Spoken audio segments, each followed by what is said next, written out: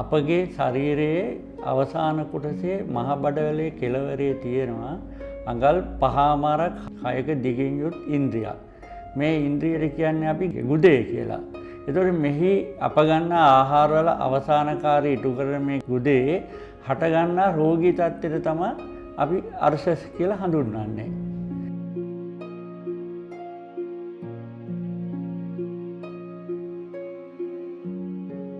අර්ශස් රෝගය හැදෙන්න බලපාන ප්‍රධාන හේතු 4ක් දක්වන්න පුළුවන්. එක පළවෙනි හේතුව දරුවෙක් කුසට එන විට මව හෝ පියා අර්ශස් රෝගයෙන් පෙළෙනවා නම් ඒ උපතින්ම දරුවට යන්න ඉඩ තියෙනවා. මේකට අපි ආයුර්වේදයේ කියන සහජ අර්ශස් කියලා.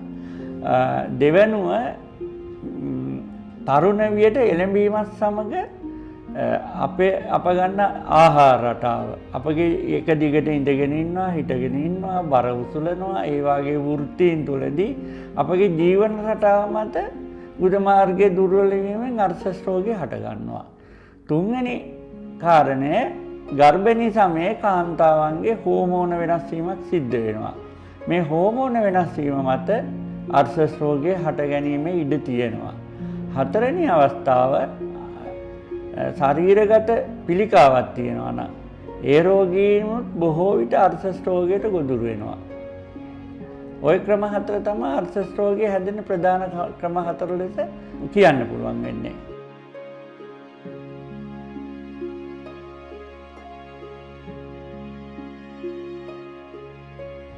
ඇත්ත වශයෙන්ම අර්ශස් රෝගයේ ප්‍රභේද ගණනාවක් තියෙනවා.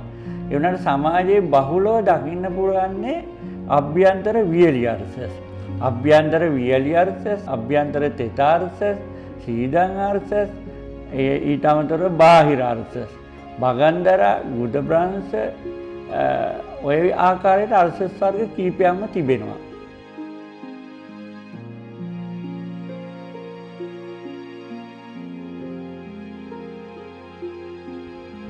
ඇත්ත වශයෙන්ම නිට්ටාවට සුවේ කියන වචනේ භාවිතා නොකළ යුතු වචනයක් කියලා මම විශ්වාස කරනවා.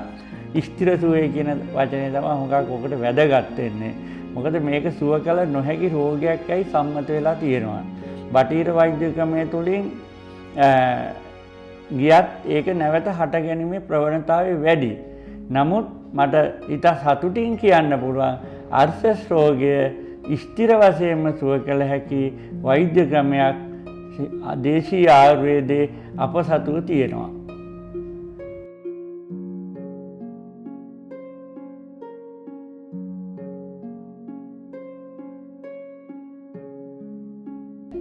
වර්තමාන සමාජය හරි කාර්යබහුල සමාජයක්. මේ සමාජයේ තුලදී අර්ශස් රෝගය සුව කරගන්න මිනිස්සුන්ට කසාය බොන්න වෙනවා. අරිෂ්ඨ ඒ වගේ දේ පාවිච්චි කරන්න බොහෝ මැලිකමක් දක්වනවා. එතකොට මම අවුරුදු 10 ගානක් පැරදි වට්ටෝරුවක් අනුව සකස් කරපු තෙලක් තමයි මේ අර්ශස් රෝගයේ ස්ථිර සුවය සඳහා මම භාවිතා කරන්නේ. මේ තෙල ඕනම හැකියාවක් කරන කෙනෙකුට ඕනම තැනක ජීවත් වෙන කෙනෙකුට උදේ සවස පාවිච්චි කිරීම තුළින් අර්ශස් රෝගය ස්ථිර වශයෙන්ම සුව කරගන්න පුළුවන්. ඒක තමයි මගේ ආයුර්වේද ප්‍රතිකාර ක්‍රමේ ජනප්‍රිය වෙන්න විශේෂම හේතුව කියලා මම සඳහන් කරනවා.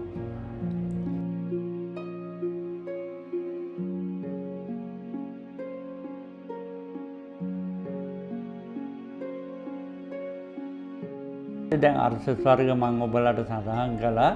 එහි බහුලවම දැකිය හැක්කේ අභ්‍යන්තර වියලි අර්ශස් හෝ ලේ අර්ශස්. එතකොට මේ අර්ශස් රෝගයේ ප්‍රධාන ලක්ෂණ අවස්ථා 4ක් දක්වන්න පුළුවන්. ඕනම අර්ශස් රෝගයට ගොදුරු වෙන පුද්ගලෙක් පළවෙනි අවස්ථාවේදී වැසිකිලි යෑමට තිබෙන අපහසුතාවය, දැවිල්ල, පොතෙක් වැසිකිලි ගියත් මදි බව දැනීම හේවත් මලබද්ධය, බඩ පුරවා දැමීම, කොන්දේ කැක්කුම්, යටිබඩේ කැක්කුම්, හන්දිපත් වේදනාව, ඉසේ රදේ, නිදිමත, ඉක්මන් කෝපයට පත්වීම ආදී රෝග ලක්ෂණ පෙන්නුම් කරනවා. මේ පෙන්නුම් කිරීම පළවෙනි අවස්ථාවේදී සිටන් පටන් ගන්නවා. ඒතකොට ඊළඟට අපි අර්ශස් රෝගයේ දෙවෙනි අවස්ථාවටපත් වෙනවා. ඒ රෝගය අවුරුදු 4-5ක් ගත වුණාට පසු. දෙවෙනි අවස්ථාවේදී වැසිකිලි ගිහිලා සෝදන විට ඉදිමුණු ස්වභාවයක් දැනෙනවා. මේ ඉදිමුණු ස්වභාවයේ වැසිකිලි ගොස් නැගිට ගමන්ම ඉබේ උඩට යනවා. මේක දෙවෙනි අවස්ථාව. ඊළඟට තුන්වෙනි අවස්ථාවේදී මේ ඉබේ උඩට ගිය ගෙඩි පොකුර අතින් තල්ලු කළ යුතු වෙනවා. හතරවෙනි අවස්ථාවේදී අතින් තල්ලු කළත් යන්නේ නැතුව ගෙඩි පොකුර එළියම පවතිනවා. මේක තමයි අර්ශස් රෝගයේ අභ්‍යන්තර වියලි අර්ශස් වෙන්න පුළුවන්, ලේ අර්ශස් වෙන්න පුළුවන්. මේ අර්ශස් තත්ත්වයේදී දැකිය හැකි පොදු තත්ත්වයේ ඔය ආකාරයෙන් විස්තර කරන්න පුළුවන් අපිට. මෙතනදී අපි පළවෙනි සහ දෙවෙනි අවස්ථාවේදී අර්ශස් හොඳින් හිතට ගන්න ඕන. නැත්නම් පළවෙනි සහ දෙවෙනි අවස්ථාවේදී අර්ශස් රෝගියෙක් අපේ ළඟට පැමිණුණොත් අපේ තෙල් ප්‍රතිකාරය තුලින් උපරිම සති 4ක් 6ක් ඇතුළත ස්ථිර සුවයේ රෝගියාට අපි ලබා දෙනවා. නමුත් තුන්වෙනි අවස්ථාව මීට වඩා හුඟක් වෙනස්. මොකද තුන්වෙනි අවස්ථාවේ අතින් තල්ලු කරන ගෙඩියක් සුව කිරීමේදී රෝගියාට දැඩි වේදනාකාරී තත්ත්වයක් ඇති වෙනවා. ඉස්සෙල්ලාම අපි මේ රෝගියා සාමාන්‍ය රෝගියෙක් බවට පත් කරන්න ඕන. ඊට පස්සේ ගෙඩි වල දැනෙන වේදනාව අඩු කරන්න ඕන. ඊට පස්සේ ගෙඩි සම්පූර්ණ ගෙඩි පොකුර ඉවත් කරන ක්‍රමවේදයට අපි යනවා. ඒ නිසා තුන්වෙනි අවස්ථාවේ අර්ශස් රෝගියෙක් අනිවාර්යයෙන්ම ස්ථිර සුවය ලබන්න මාස 2කමාරක් හෝ 3 වෙනි කාලයක් ගත වෙනවා. හතරවෙනි අවස්ථාවේදී ගෙඩි පොකුර එළියටම ආවට පස්සේ අපිට ප්‍රතිකාර කිරීම හරි පහසුයි. හැබැයි රෝගියා දැඩි වේදනාකාරී තත්ත්වයකට පත් වෙනවා. අපි කියන්නේ අර අපේ පොත්පත්වල තියෙන්නේ මරණයේ වේදනාවට හා සමානයි කියලා. ඉතින් ගෙඩි පොකුරක් එළියට ආවට පස්සේ රෝගියාගේ තෙත ගැලීම, දැවිල්ල අසාමාන්‍ය විදිහට තියෙනවා. නමුත් ගෙඩි පොකුරට හරි එළියම නිසා අපේ ප්‍රතිකාර තුළින් රෝගියා දවස් 5-6ක් යන විට සියලුම වේදනාව නැති වෙලා සාමාන්‍ය පුද්ගලයෙක් බවට පත් වෙනවා. සම්පූර්ණ ගෙඩියම ස්ථිර වශයෙන්ම සති 4-6ක් කාලයකදී නැතුවම යනවා. ඒ කියන්නේ එම රෝගියා ජීවිත කාලය තුළටම අර්ශස් රෝගයෙන් තොර පුද්ගලයෙක් බවට පත් වෙනවා. ඒක තමයි අපේ වෛද්‍ය ප්‍රතිකාර ක්‍රමය තුළ තියෙන විශේෂත්වය.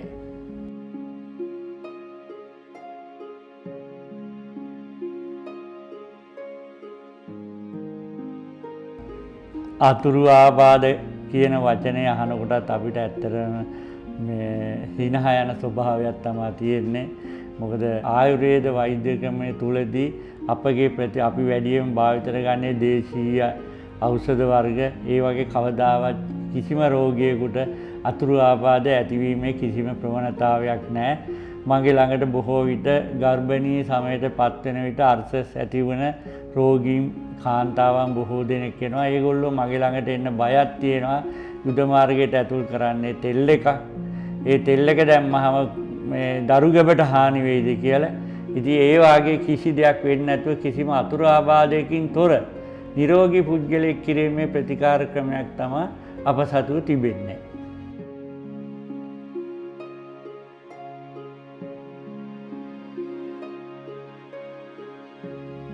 මගේ ප්‍රතිකාර ජීවිතයේදී මම දැනට රෝගීන් 20000කට වඩා වැඩි ගණනකට ප්‍රතිකාර කරලා තියෙනවා. නමුත් ගුඩගත පිළිකා සහිත රෝගීන් මට මුණ ගැහිලා තියෙන්නේ 5 දෙනෙක් පමණයි. ඒ නිසා ඇත්ත වශයෙන්ම අර්ශස් රෝගයේ පිළිකාවක් බවට පත්වීමේ ප්‍රවණතාවයක් නැහැ. ඉතින් මේ පණිවිඩය මම විශේෂයෙන් පවසන්නේ තරුණ දියණියන්ටයි මව්වරුන්ටයි. මක්නිසාද තරුණ අයට අර්ශස් රෝගය හැදෙනකොට ඉතාමත් සුළු ප්‍රමාණයේ මස්දල්ලක් එළියේ පවතිනවා. ඒක සාමාන්‍ය. ඒක ස්ත්‍රී පක්ෂයේ වැඩියෙන් දැකිය හැකියි. එතකොට අම්මලාගේ බබාලා හැම හම්බවීම තුලදී සමහර වෙලාවට මස්දල්ලක් වගේ දෙයක් එළියට එනවා. ඉතින් ඒක ඊට පස්සේ අප්‍රාණික බවට පත් වෙලා ගුද මාර්ගයේ එළියේ පවතිනවා. මගේ ළඟට එන කාන්තා පක්ෂයේ බොහෝම මේ මස් දළුව ගැන විමසනවා. මේක නැති කරන්න බැයිද වේද මහත්තයා? මේක පිළිකාවක් වෙයිද? කවදාවත් ඒක නැති කරන්න නම් බෑ. ඕන වෛද්‍යවරයෙකුට පෙන්වච්චයි මේක තිබුණාට ප්‍රශ්නයක් නැහැ කියලා. ඒක ගැන කවදාවත් වියවිය යුතු නැහැ. මේ මස් දඩුවක් එළියේ තිබුණාට. ඊටත් වැඩිය අපි හැම කෙනෙකුගේම රෝග ලක්ෂණ ඇසීමේදී අපි මම රෝග ලක්ෂණ මොනවද කියලා කියන්නේ නැහැ. පිළිකා රෝගියෙක් තුළ දකින්න පුළුවන්. සමහර වෙලාවට අර්ශස් රෝග ලක්ෂණත් පිළිකා රෝගියෙක් තුළ දකින්න පුළුවන්. ඒ නිසා රෝග ලක්ෂණ කිව්වොත් එම අනියත බියක් ඇති කරගන්න ඒ අය. අපි ප්‍රශ්න අහන්නේ ඒ පිළිකාවක් තියෙනවද නැද්ද කියන එකටත් අදාළව. ඒකම අපි හැම වෙලාවෙම මේ ගුදේ පරීක්ෂාවකට ලක් කරනවා. ඒ පරීක්ෂාවේදී පිළිකාවක් තියෙනවා නම් අපිට අනිවාර්යයෙන්ම දැනගන්න පුළුවන්. ඒ නිසා ඒ පිළිබඳ තියෙන අනියත බිය 100%ක්ම හිතින් අයින් කරගන්න කියලා මම සමාජයෙන් ඉල්ලා සිටිනවා.